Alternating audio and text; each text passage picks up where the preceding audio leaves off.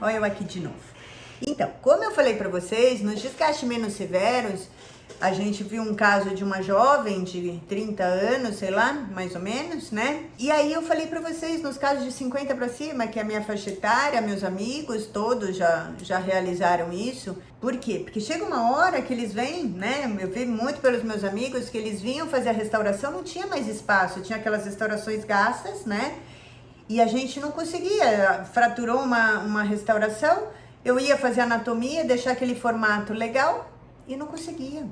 Eu falava, gente, mas tá tão bonito, ai, amor, tá alto. Ai, bati o carbono, tá alto. Ai, bati o carbono, tá alto. E aí eu falava assim, meu Deus do céu. Quando eu ia ver, tava quase fraturado. Se fazia um slice no dente superior, teve uma extrusão, né? E a gente alegava. E quando é pouco, a gente faz isso, faz um slice, devolve. Por quê? Porque o esmalte é mais duro que a resina e desgastou a resina. Mas não era só isso, né?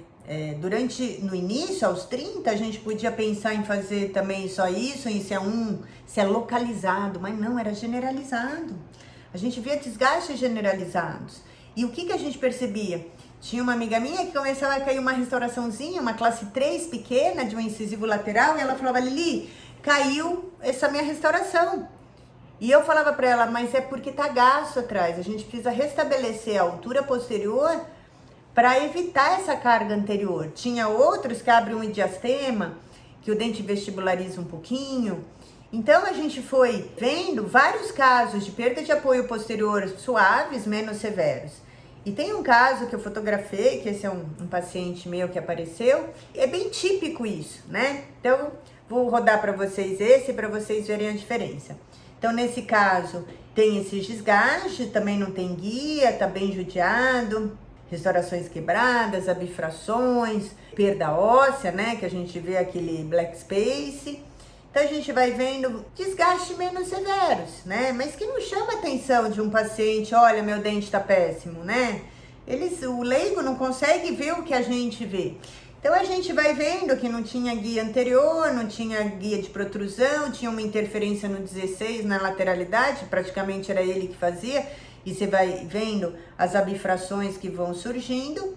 E o modelinho, para vocês perceberem que eu tiro foto de celular, tem uma máquina super bacana, mas não dá tempo, né? No dia a dia, quando você vê, você pega o celular, você fotografa e boa.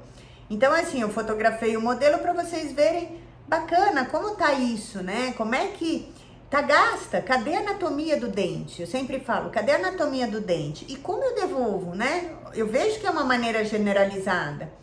Olha o outro. Esse foi pra gente fazer a plaquinha de clareamento, né? E acabou fraturando, porque antes de reconstruir, geralmente eu solicito o paciente a fazer o clareamento, porque já que a gente vai mexer em todos os dentes, a gente deveria um clareamento para melhorar a cor e ganhar uma estética bacana. E assim, eu preciso trocar todas as restaurações? Não preciso trocar. Eu posso limpar essas restaurações se elas estiverem bem adaptadas. Nada de trocar tudo, tirar tudo. Resina der em cima de resina, desde que elas estejam legais. A gente pode reconstruir. E olha só que bacana, né? Essa linha. Aqui saiu um pouquinho desfocado, mas a gente vê que tá bem gasto as restaurações, né? Que a gente não vê uma anatomia. E aqui a gente tentando reconstruir. E o que a gente vê, né? Num sorriso assim, a gente já vai vendo que já tá uma harmonia, né? Quando ele dá aquele sorrisinho assim, que é uma harmonia que já aparece as incisais reconstruídas, o canino, uma estética bacana, né? Quando o paciente tá mais ou menos com uma abertura de rotação, que a gente fala. E a gente vai vendo.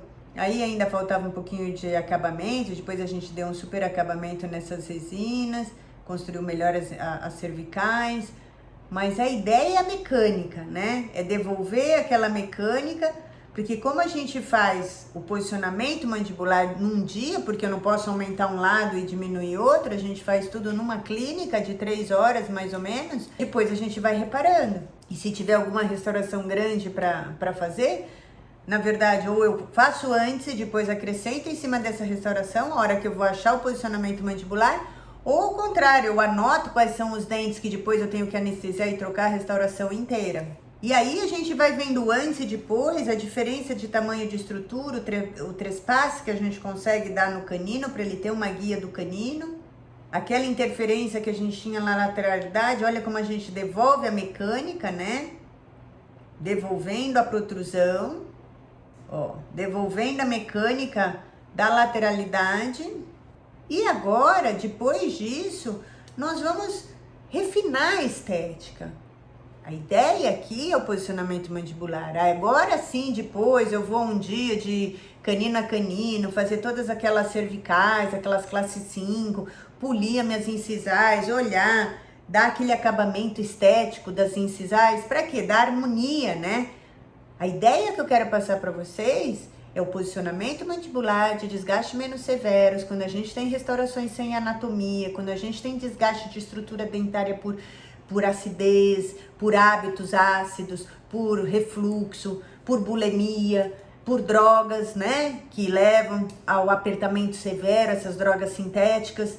Então isso tudo leva à destruição das restaurações, na pandemia, quebras de dente.